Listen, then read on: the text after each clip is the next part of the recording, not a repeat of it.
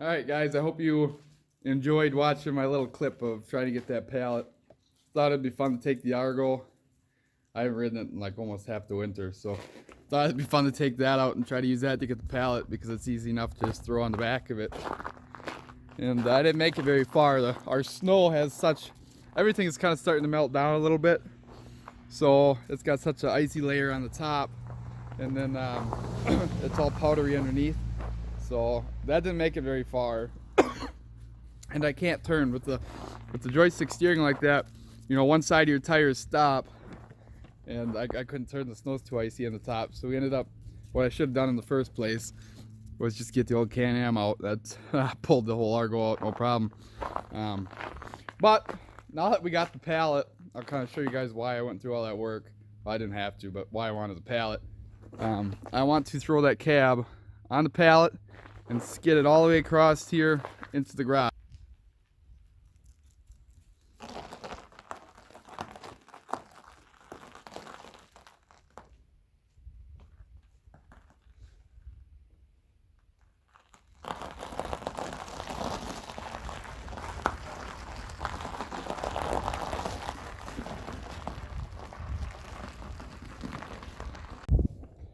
Alright guys, this is the first time I've seen it out in the sunlight since it's been all done as well, so I'm going to have the same reaction, and it looks absolutely amazing.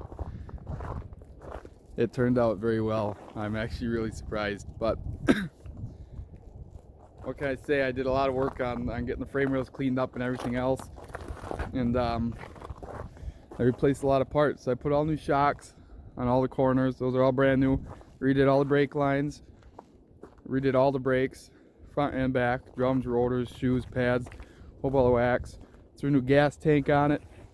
The old one I had rusted out right on the seam there, and what I did then was bed lined up to that for now. I'll probably end up doing the whole tank, but I did not do that yet. Then the front, I took out all the four-wheel drive parts. She's no longer four-wheel drive. No more axles, nothing. It's got new ball joints, all that good stuff. So yeah, I mean, I don't plan on making the truck four-wheel drive again. That is why I took all that stuff out. I'm not putting the transfer case in it. I'm not exactly sure what tranny I want to go with yet, but if I go with like a T56 or something, and you know, there's gonna be no transfer case anyway, so I'm not too worried about that. But a lot of people have already told me that I've explained this too. You know, why the hell would you take a four-wheel drive truck and make it two-wheel drive? But my purpose is I want a burnout truck. I don't want to, I'm not going off-roading with it or nothing. I'm not driving it in the winter. So I'm perfectly happy. And in the future, I'm gonna probably, if I really like driving it, I'm gonna go through the whole front end anyway and change that up. And either do something with control arms, or just run a straight bar axle with no diff or no pumpkin. So that's kind of the goals. I'm excited. Now that I see this outside, it looks absolutely awesome. So I hope you guys like it as much as I do. And now we're gonna work on getting the cab on, see if we can get the same result with the cab. All right, so I'm not sure how this is gonna turn out as I'm doing this solo.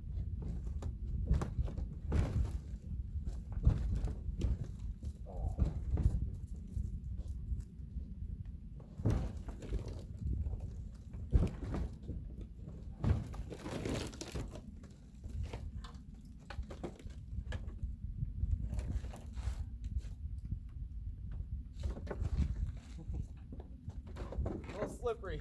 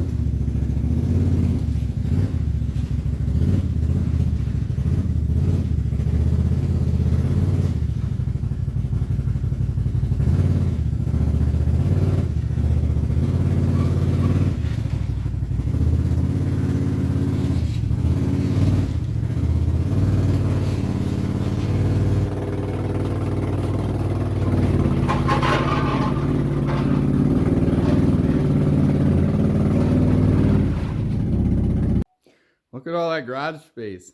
Wow, I haven't seen that for a while. Look how much that puppy shines out there.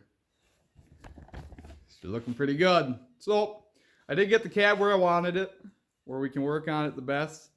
And I will show you guys kind of the idea here. It needs a lot of work. I don't remember it being quite so bad, but boy, she's pretty rotten. So, big thing is this driver's side floor here. It's got a massive hole in it. Shoots all the way over here. Can't have that. That's my main concern, because there was a piece of plywood there before that held your feet from going through. So, other thing are these support brackets here. That's where the cab mounts went on. Same with this one here. And when I tried to take the cab mounts off and I tried to reef on the nuts or the bolts, it actually just spun the whole cab mount and ripped it right out of the bottom of the cab. So those look kind of tough. Those got to get work done to them. The cab corners and the rocker panels, I'd like to give a shot to. I've never done anything like this, so this is kind of a new thing for me. So I have no idea how it's going to turn out. It might look like shit, but hopefully it's more solid than that. We're going to give it a shot, but right now I just put the wire wheel on my grinder, and I'm going to hit that lightly quick and kind of see what flies off and what it looks like under some of the lighter rust. Alright guys, remember, safety first.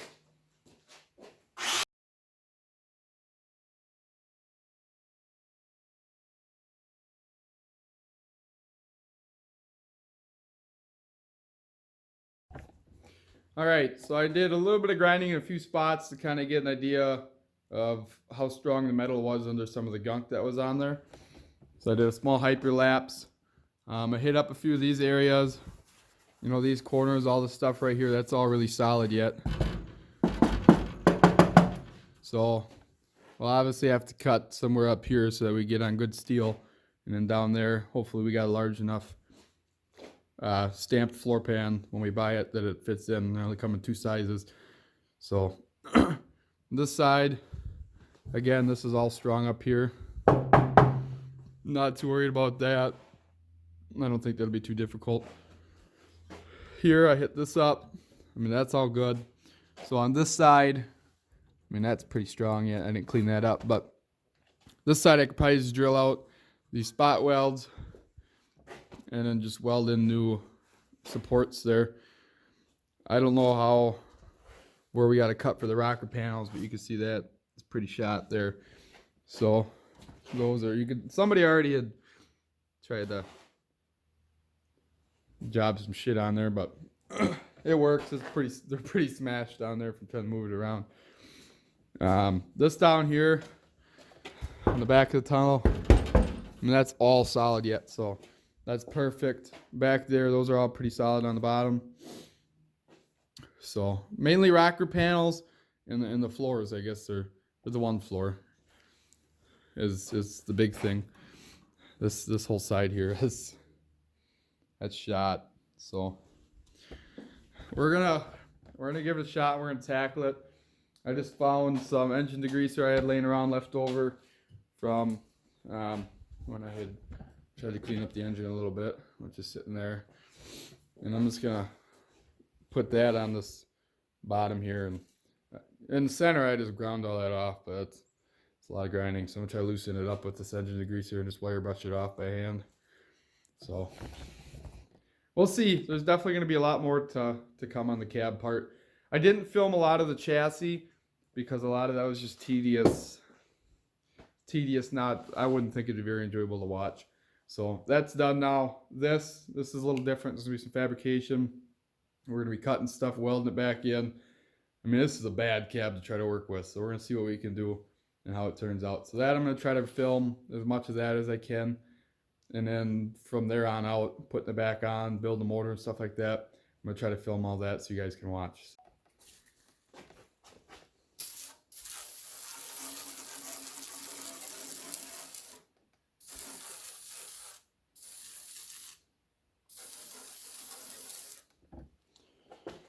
We'll see. Fingers crossed it comes off.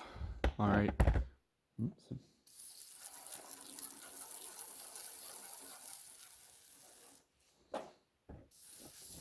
That's all gunky back there. That tranny transfer case, whatever, leaked a hell of a lot, I guess. So, there. That should hopefully help it quite a bit. Get those corners good. I got a little bit left, so I'm just gonna keep hitting it up, I guess.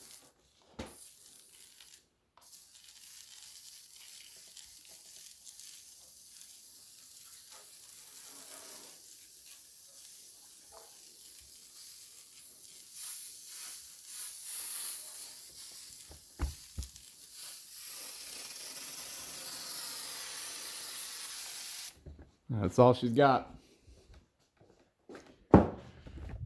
Alright, now while that's soaking, I'm going to try to wrap the chassis up, get the chassis where I want it, and I'm going to try to put the tarp over it.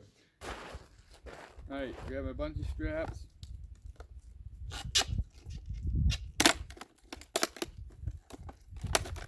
I'm going to have those ready.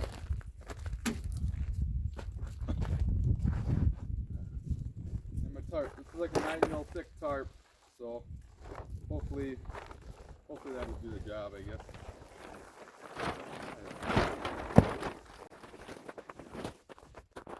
It's like 11 by 19 or something like that. I think I'll be enough to do that.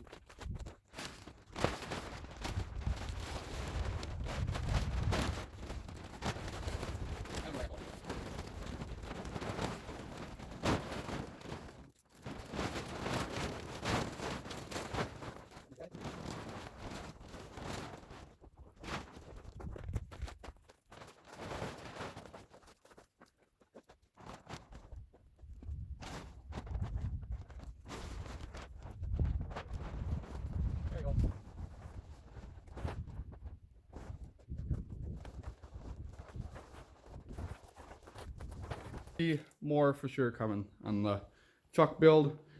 So I've kind of decided that I'm going to call it either Dirty Looks or Blue Collar. So we'll see. Whatever I put in the title of the video is going to be the name of the truck. I'll decide it by them. So I hope you guys follow me on the rest of this build and enjoy it.